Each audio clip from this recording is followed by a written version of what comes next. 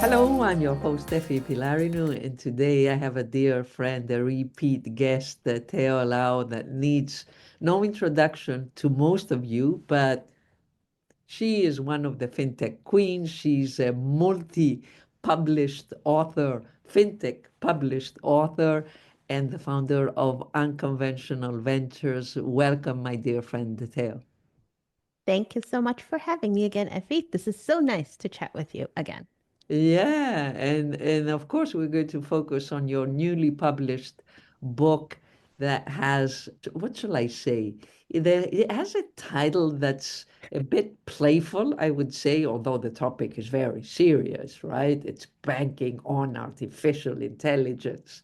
So, this is a seriously hot topic, with all the tech sovereignty issues and tensions and geopolitics.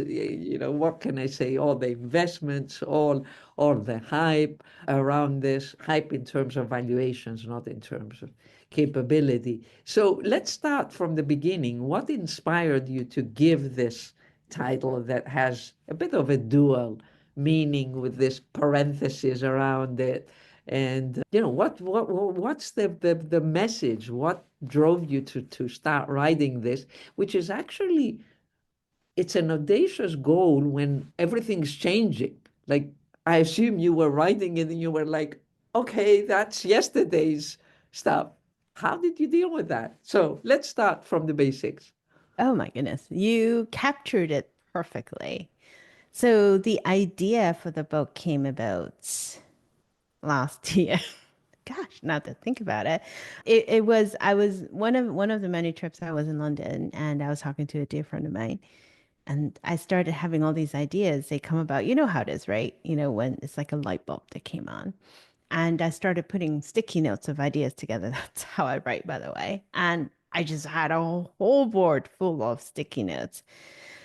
And I just felt the urge. I'm like, I have a story I want to tell. And the story is I don't want to talk about an AI story. There are plenty of futurists who will tell you what AI will be. Not always correct, but you know, the gist is there. And then there will be plenty of bankers, banking people, fintech people who will tell you, well, this is how our world is.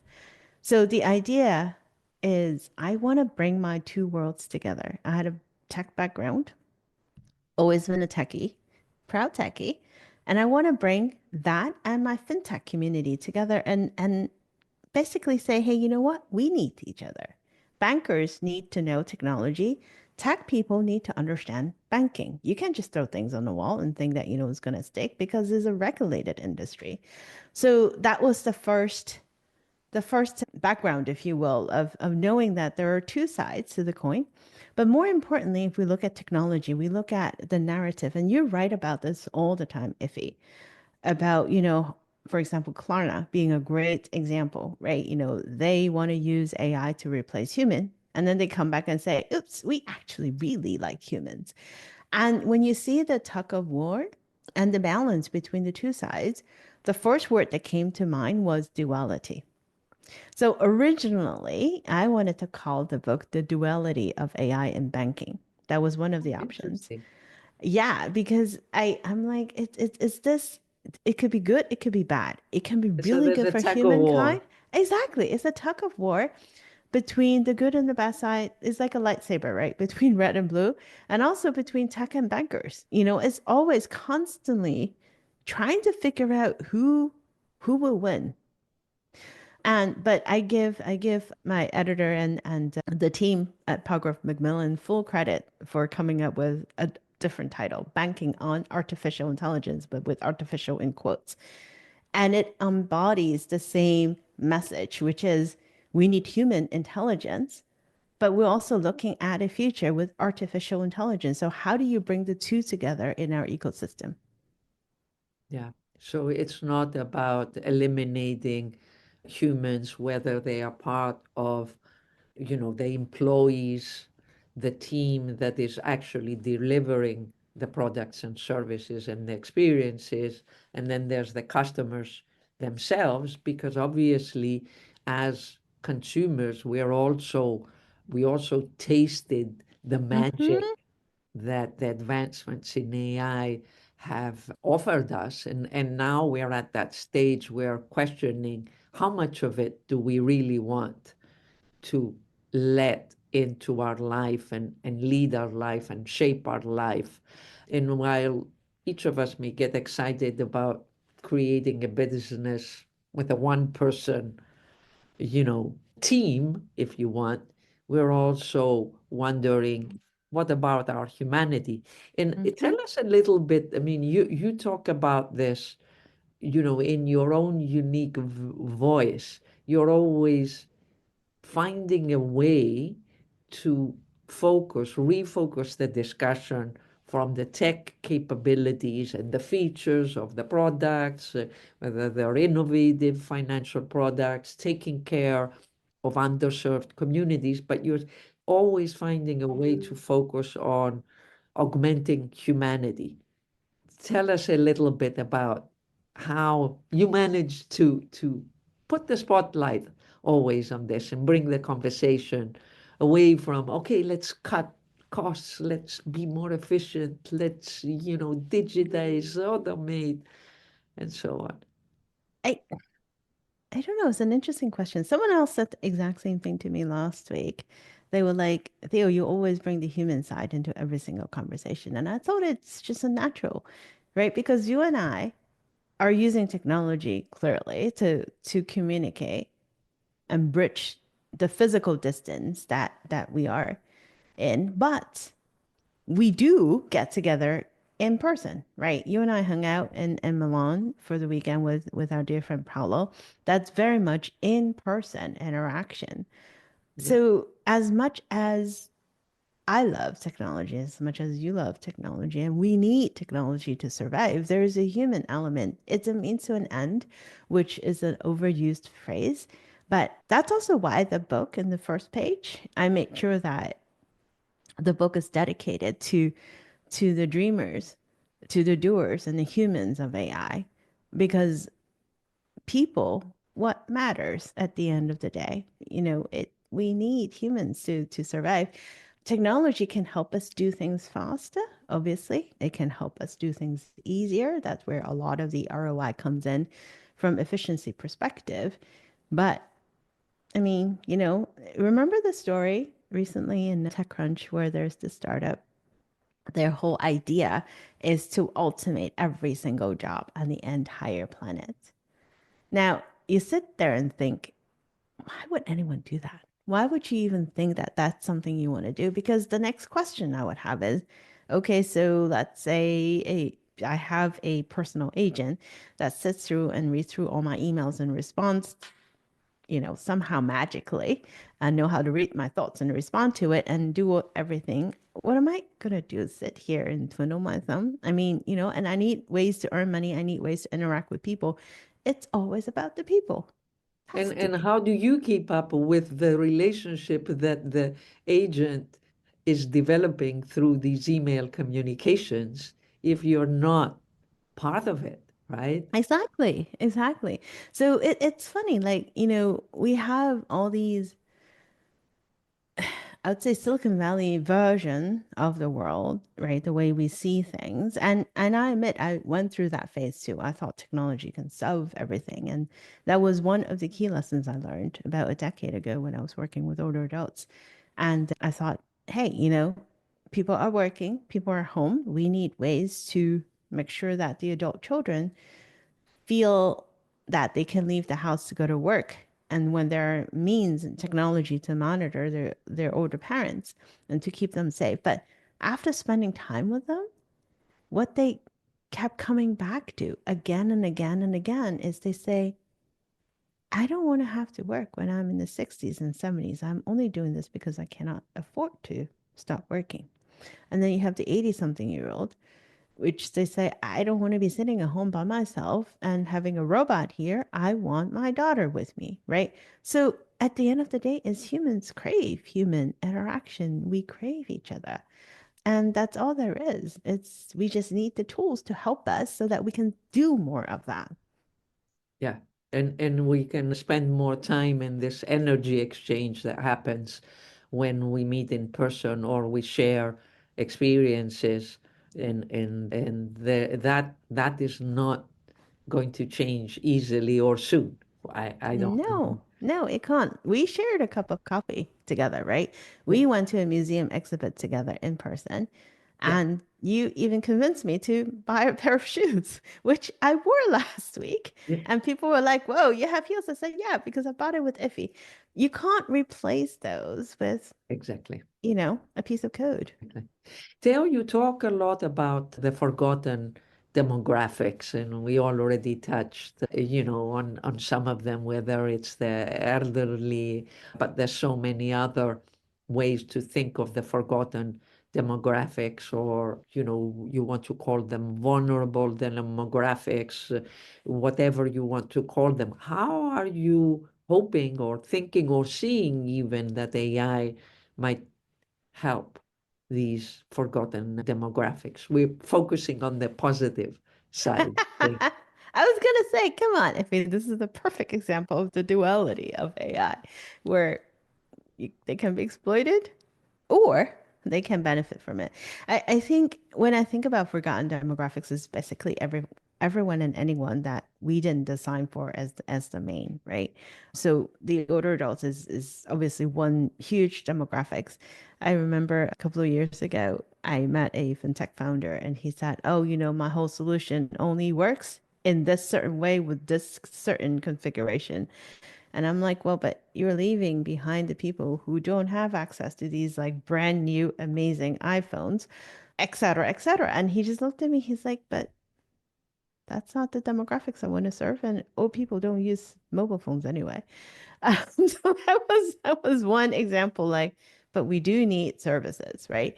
But also, what about small business owners, right? That is one huge population. If you think about opportunities to serve them better, I'll use myself as an example. I am a small business, right? I have my small business account, but you know me well enough, all the challenges I've had with our banking system, because there are things that we take for granted, being able to transfer money online digitally without having to go to the branch does not always happen.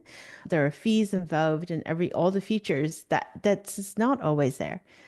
There's a book I read recently that was amazing. It talked about going into Starbucks, right? And imagine for a second when you walk into Starbucks and someone asks you, "Oh, what would you like today?" And I said, "I would like a double espresso."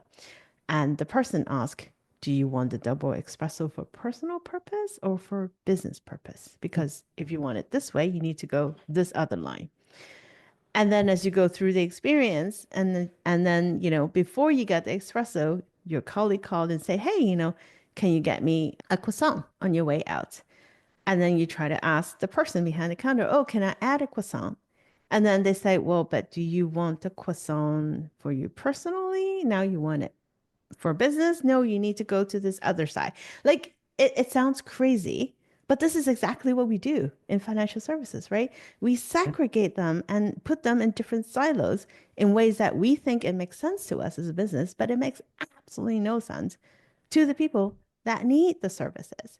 So it's we need to change that. And this is where I think, AI could be really interesting. In the book, I used one of the examples where, you can put one of the community banks, they have an AI chatbot in the front where small business owners, when they come in, they want to apply for a small business loan.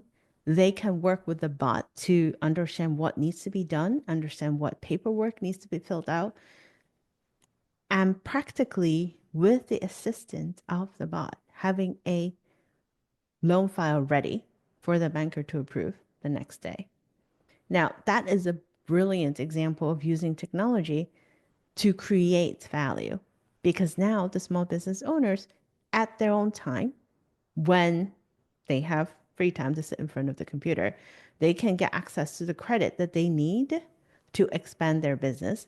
And from a bank perspective, now they can serve people outside of the regular hours. That's more we can do. Yeah.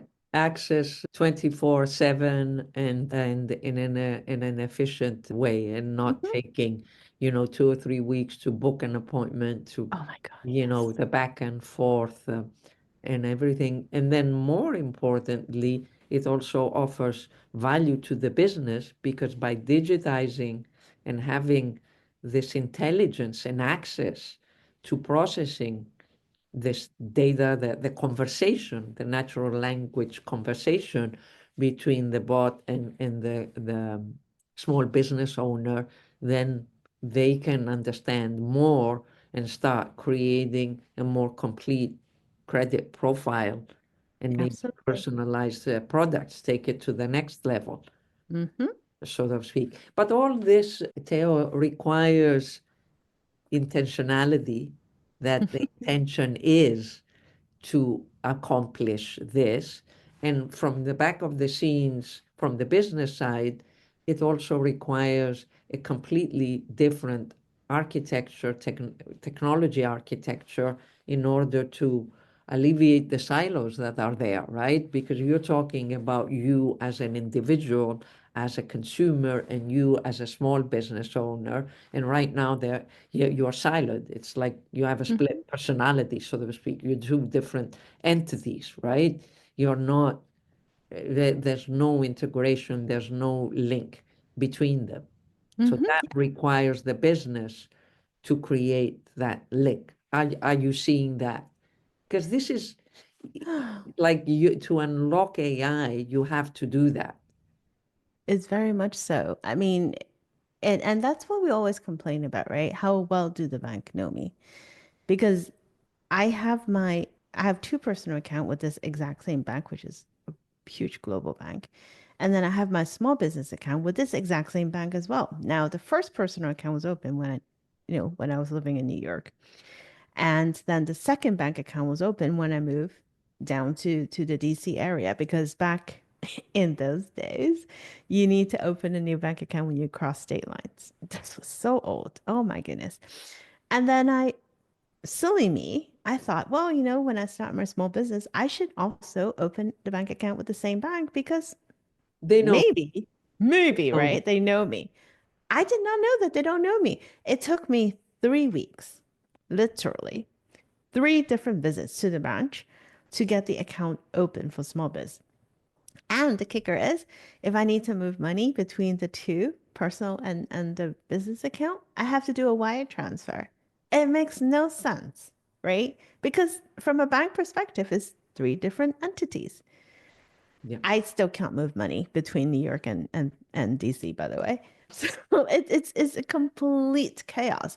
What do you Other mean you than can't move money because between? I have two different personal accounts that were open in two different states back then, the back, the core is not integrated. So when I have to move money from my newer DC personal account to my older New York account, I actually have to write myself a check and deposit or wire I can't transfer. believe it. It is. I will absolutely show you. And that's always the joke, right? This is not a small bank. We laugh and we always say, oh, bigger banks have all the resources and the talent, da da da da da da. They can fix a lot of things. Yes, they can. But back to your word, intentionality, right? What do they choose to fix and how messy the back end is and how hard it is to integrate all the core systems? Yeah. Because this particular institution, they did grew a lot with a lot of M&A over the years. And so I can only imagine how hard it is. To, But to, here's to integrate. to bring They have, everything together, right? To yeah, the point where they realize that there are no three Theos living in the same address. There's only one me. But right now I have three logins, three ATM cards, three accounts.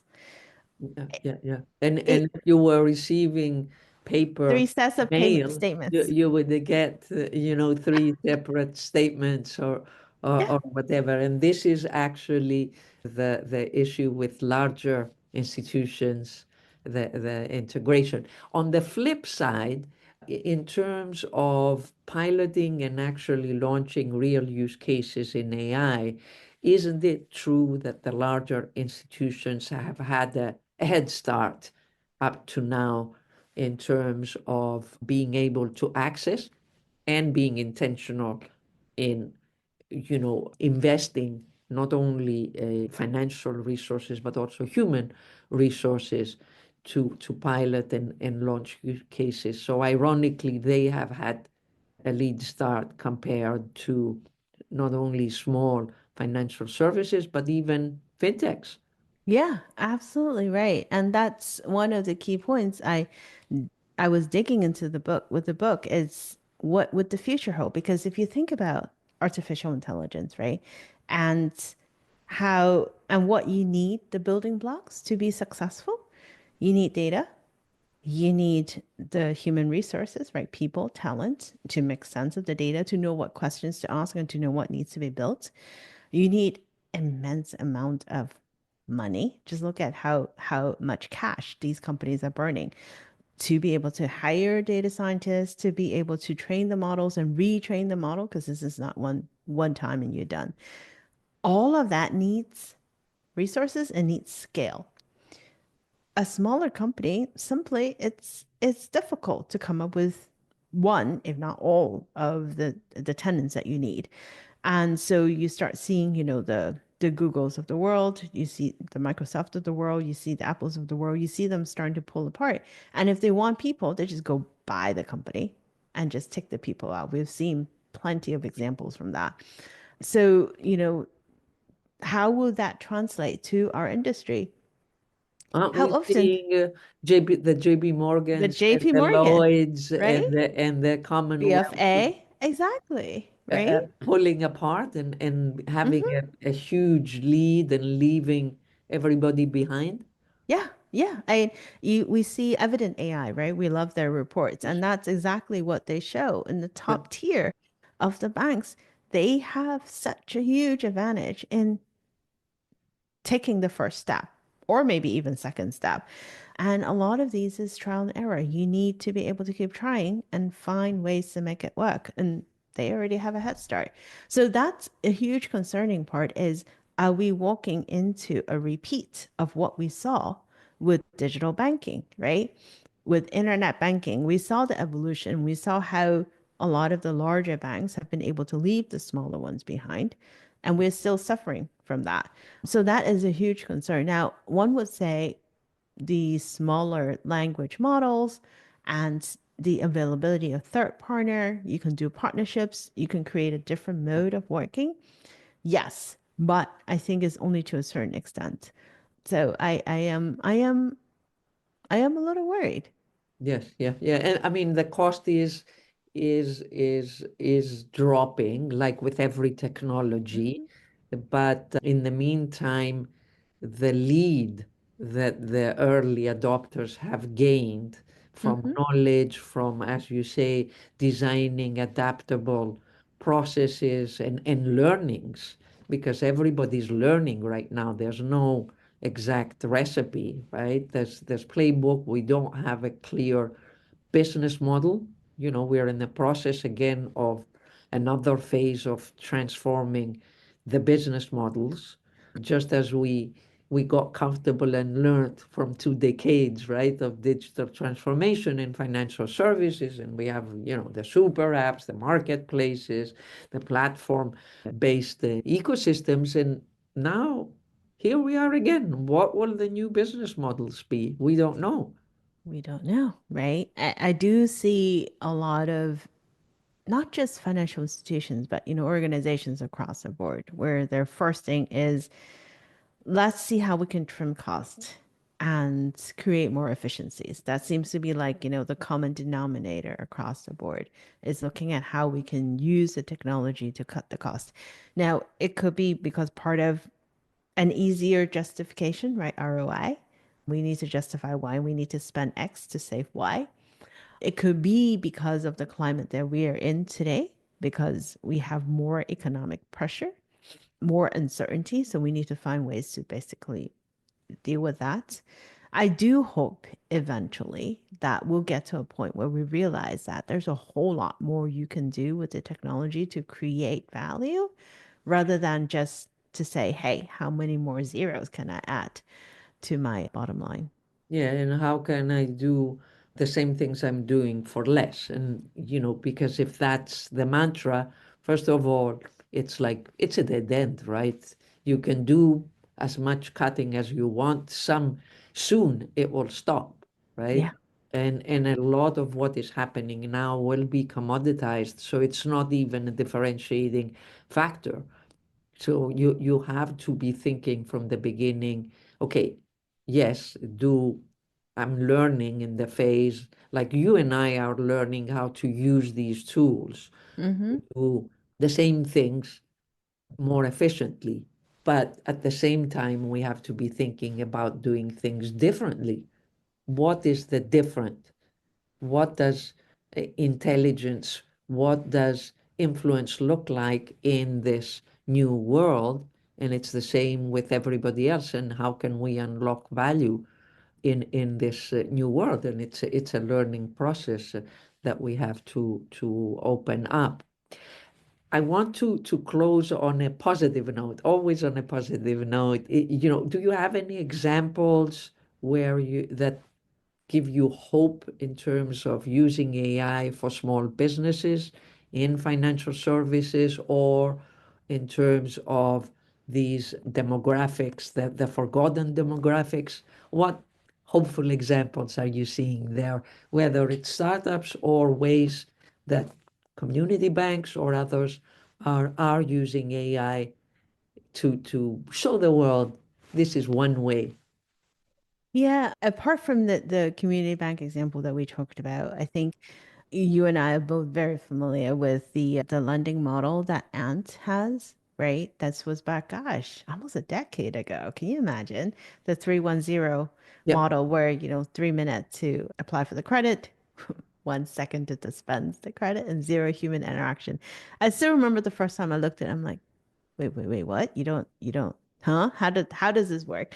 And it speaks to the power of data and AI and how well Ant and Alipay understand the people, right, that are on that platform, so much so that they have the confidence to use just the algorithm to assess the credit and approve it.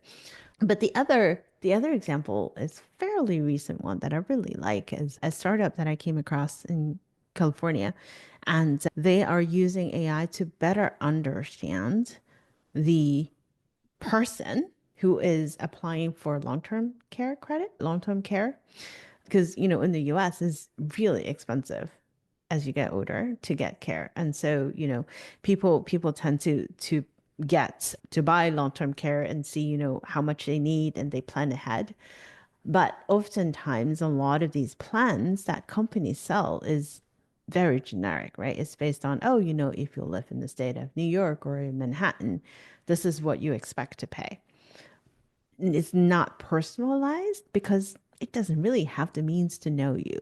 So this company called Water Lily, they came up with a way to use AI to understand you as a person, to understand your lifestyle, so much so that they can help you predict this is how much that you need to set aside for long-term care. And then they connect with the agents who can get you the plans.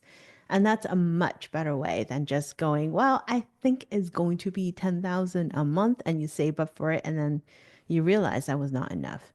Bankruptcy at older age is a huge growing problem in the US. A lot of that is because of healthcare.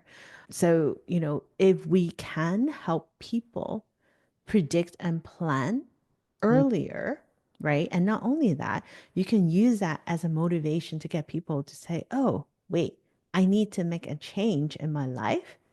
And this change in this particular data element can help me reduce the long term cost of care.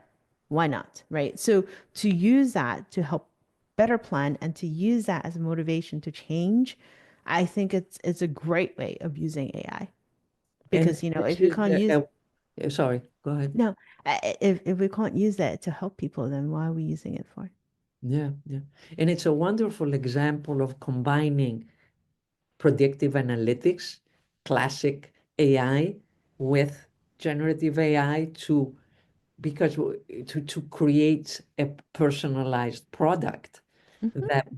because predictive analytics we had before, but we couldn't quite get to the personalized product, in this case, the insurance, if you want, or the savings plan that is right for the person. And we are there.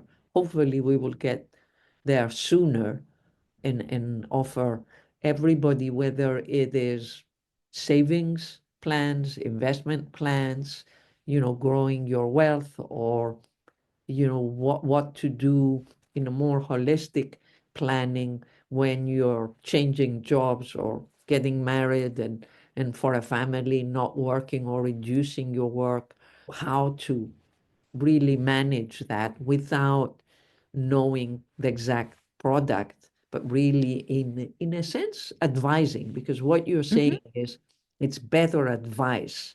Mm-hmm. The human, the consumer, is always in the loop to approve, but they're given advice, options, what's best for them, what's more suitable. That has been lacking, right? Yeah.